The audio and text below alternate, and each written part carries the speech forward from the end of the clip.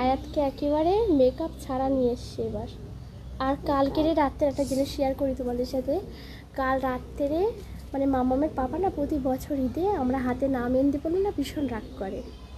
তো কাল একদম সময় ছিল না, আর পানি হয়েছিল, আর আমরা গিয়েছিলাম বসিরহাটে, তো সময় ছিল না, তার জন্য কিন্তু আমরা দুইজন হাতে ছাপ মেরেছিলাম।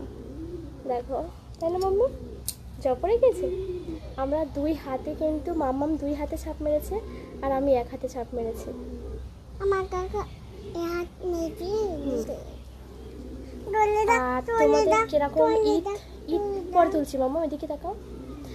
তোমাদের কেমন ঈদ কাটছে অবশ্যই কিন্তু কমেন্টে জানাবে, ঠিক আছে?